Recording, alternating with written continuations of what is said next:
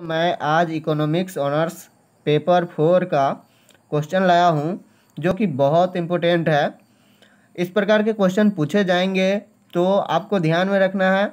4 का जितना भी क्वेश्चन है बहुत लॉन्ग है, सो आपको और बहुत ही अलग से है, तो इसको समझना और इसको ध्यान में रखना बहुत ज़रूरी है क्योंकि ऑनर्स का पेपर है आप लोगों का। तो देखिए क्या है क्वेश्चन।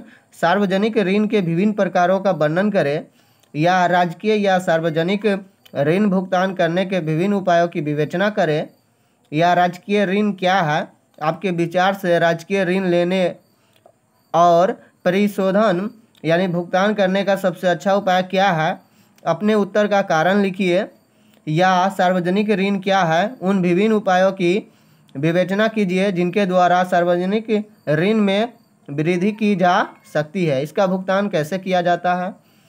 तो देखिए ये सारे क्वेश्चनों का जवाब आप लोगों के साथ है।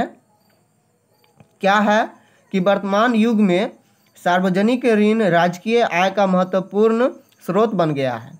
जब कभी सरकार को अपनी आय से अधिक व्यय करना होता है तो उसे ऋण की आवश्यकता करनी होती है। सरकार जो ऋण प्राप्त करती है निश्चित अवधि के बाद उसका ब्याज सहित भुगतान करना होता है। तो सार्वजनिक ऋण का वर्गीकरण कैसे होगा।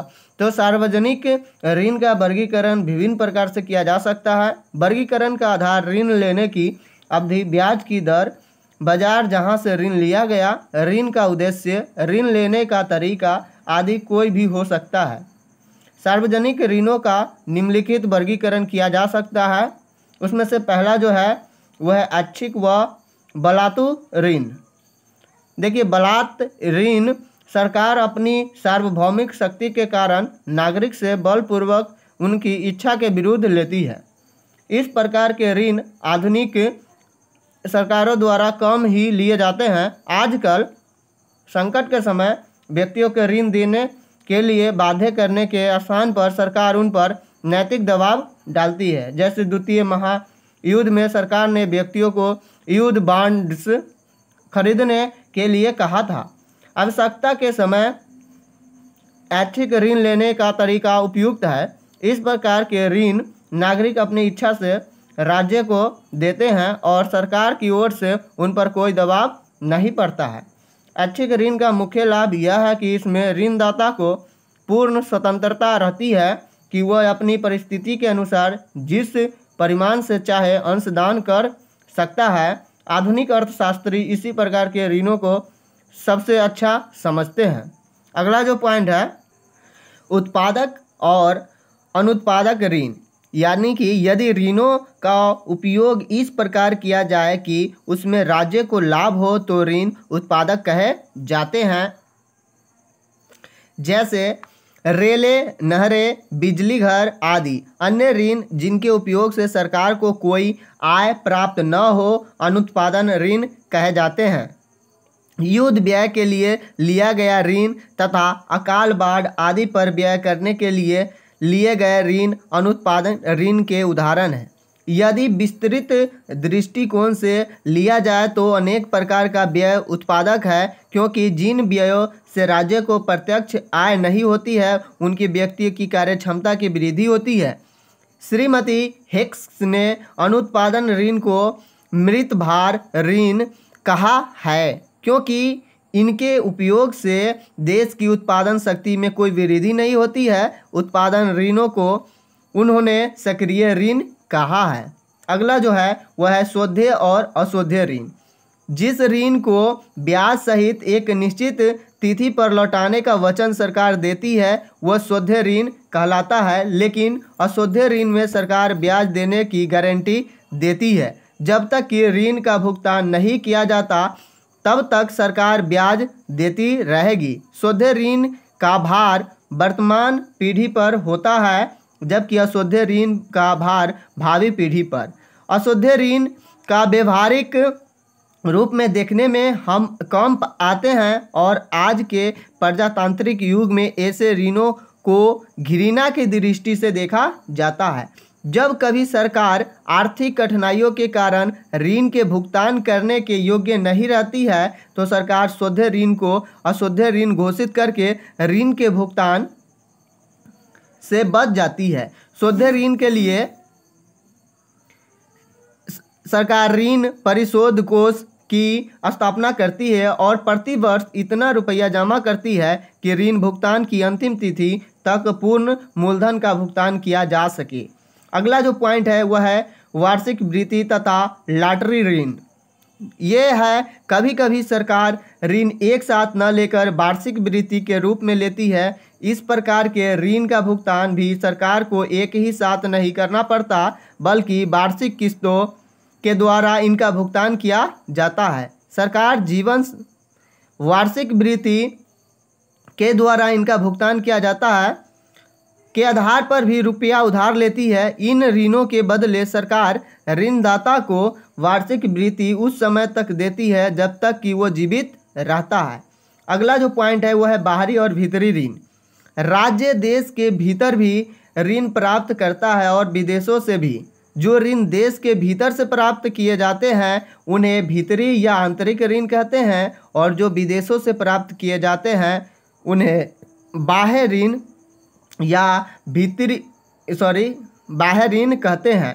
आंतरिक या भीतरी ऋण राज्य के देश के नागरिक एवं संस्थाओं आदि से प्राप्त हो जाते हैं। साधारणतया राज्य देश के भीतर ही ऋण प्राप्त करना चाहता है, परंतु जब वह अपने प्रयत्नों से अधिक सफल नहीं हो पाते हैं तो उसे विदेशों के आगे हाथ फैलाना पड़ता है। अतः बाह्य ऋण वे होते हैं जो एक राज्य को अन्य राज्यों से या अन्य देशों के व्यक्तियों से प्राप्त होते हैं। दूसरे शब्दों में आंतरिक ऋण उधार लेने वाले राज्य को अपनी ही मुद्रा में अपने देश की सीमाओं के अंदर रहने वाले व्यक्तियों से प्राप्त होते हैं, तथा बाह्य ऋण देश के बाहर रहने वाले व्यक्तियों से विदेशी मुद्रा में प्राप्त होते हैं। आंतरिक ऋण ऐच्छिक तथा बलात् दोनों ही हो सकते हैं, जबकि विदेशी ऋण केवल ऐच्छिक ही होते हैं। आंतरिक ऋणों के मूलधन या ब्याज का जब सरकार भुगतान करती है तब इसका अर्थ धन का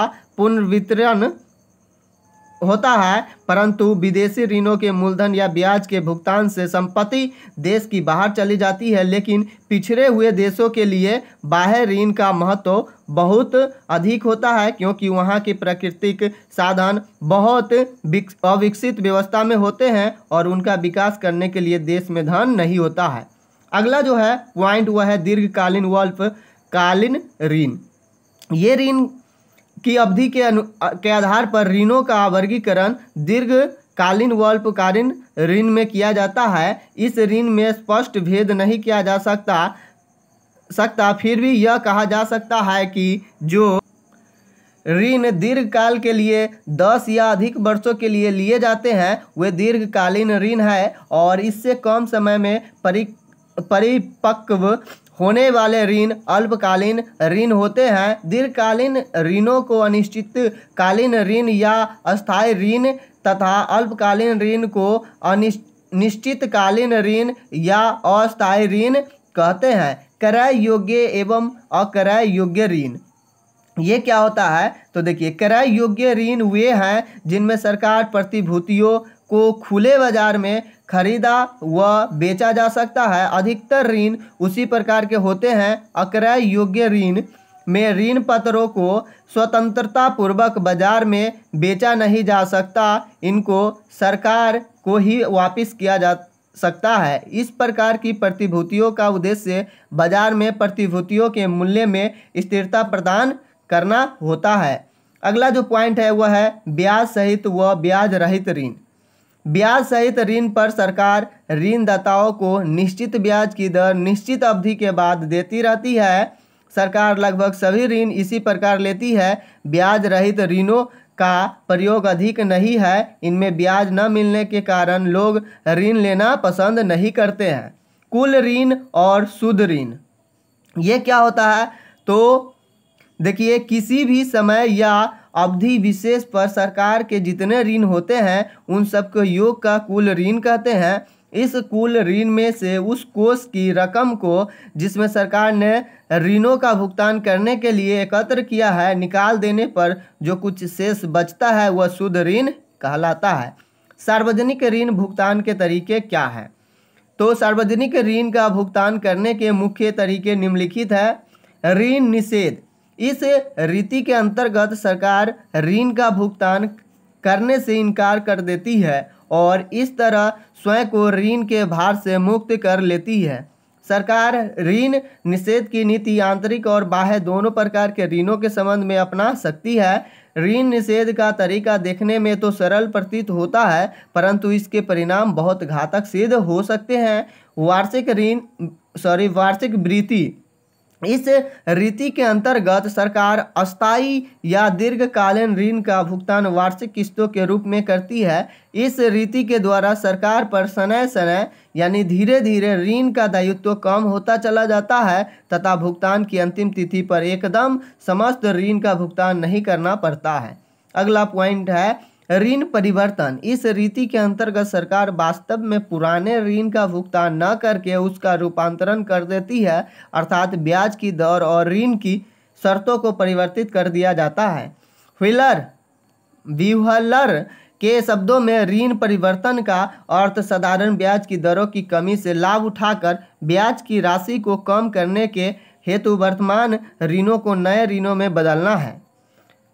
अगला जो पॉइंट है वह है ऋण परिशोधन कोष।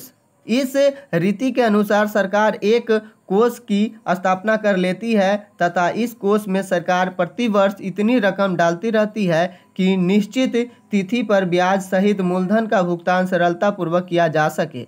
ऋण परिशोधन कोष में सरकार दो तरह से धन एकत्रित कर सकती है। वह या तो अपनी वार्षिक आय में से कुछ रकम बचाकर इस कोष में जमा करती है रहे अथवा ऋण लेकर इस कोष में जमा करती रहे।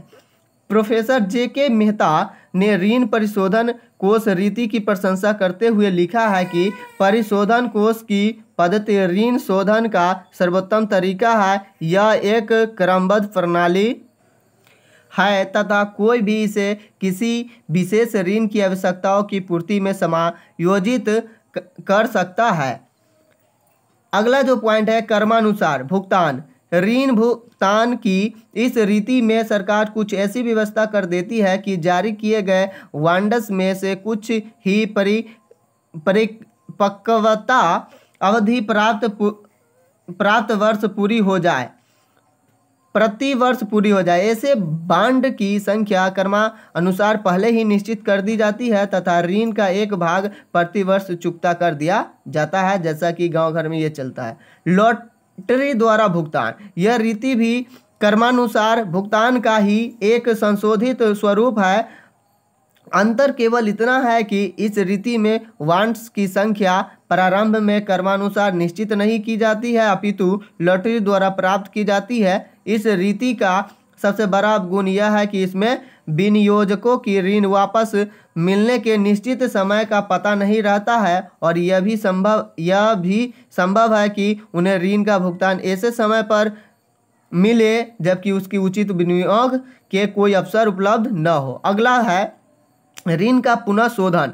इस रीति के अंतर्गत सरकार नया ऋण लेकर उसे रकम से पुराने ऋण का भुगतान करती है। बहुधा ऐसा सरकार उसी समय करती है जबकि उस पर ऋण का भार बहुत अधिक हो गया हो। इस प्रकार पुनः शोधन ऋण परिवर्तन से ही मिलता जुलता है।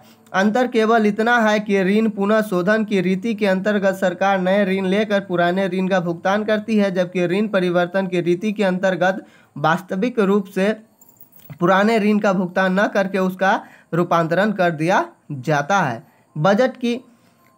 बचत का उपयोग।